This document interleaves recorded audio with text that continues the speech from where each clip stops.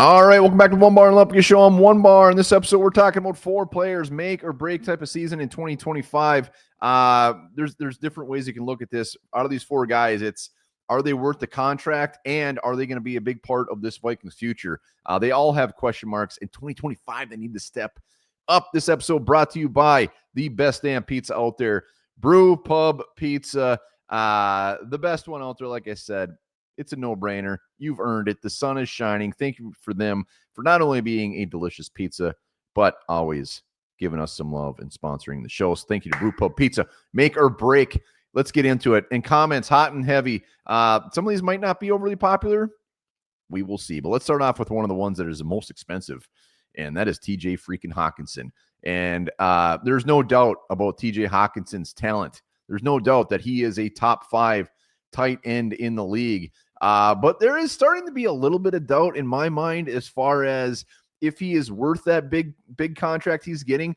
Right now, the Vikings, and why this is such a big make or break type of season for Hockenson, is the Vikings have an out after this season. If they wanted to move on from TJ Hockenson, they could do so because they do eat some money. I believe it's like $7 million if they move on from Hockenson after this year.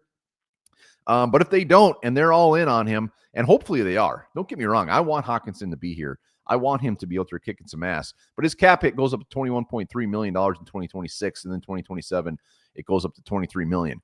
And that's a lot of money to spend on a tight end that has definitely had some injuries and definitely had some up and down games. I mean, I don't expect him to have 10 receptions per game, but I don't want no 2 receptions for 14 yards. I want him a big part of this offense. And with J.J. McCarthy, he should be that safety net. What better safety net is there to have than T.J. Hawkins, especially when you have like a J.J. out there and a Jordan Addison, who we may talk about as well. But they have an out. They have an out. This year's draft, there was definitely some scuttlebutt whether one of those top tight ends, if they fell to the Vikings, if they would have been interested, which is not a good sign when you're paying a tight end like Hockenson this much money. So he needs to stay healthy all year. He needs to be a big part of this offense. He needs to get those 65-plus receptions, 800-plus yards, and ideally like 8-plus touchdowns. TJ, make or break in 2025. Next up, we got Ivan Pace Jr.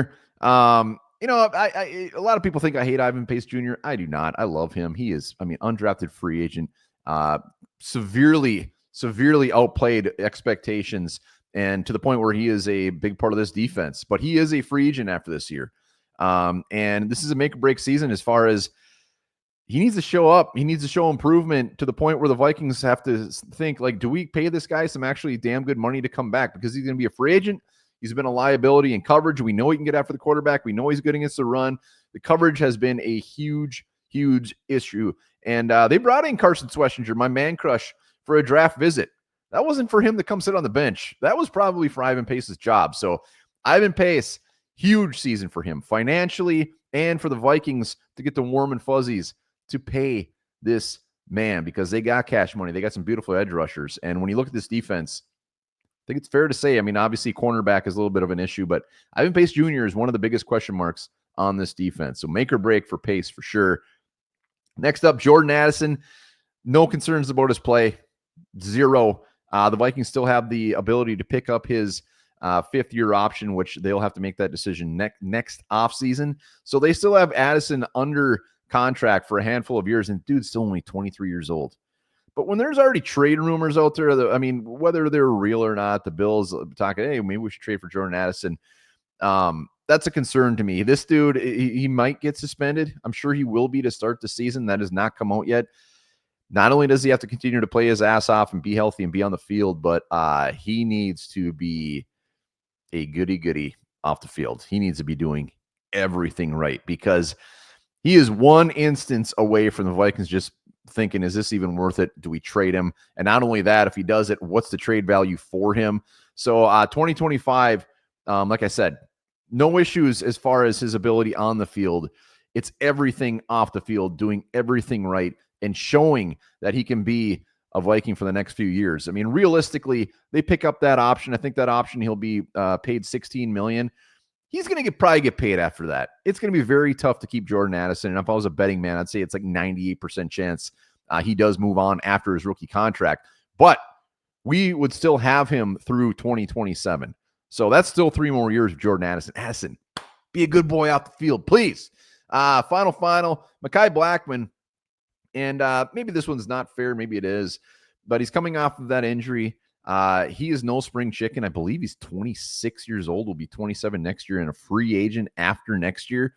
It's a make or break type of season for him where I say if he makes it, it's a guy that can hold his own out there, ideally pushing for a starting spot, maybe even starting to the point where next year there's not so much pressure to have if he's kind of laying low, not doing great this year, but next year he breaks out, then it's like, God, do we pay this guy? We only got 1 year.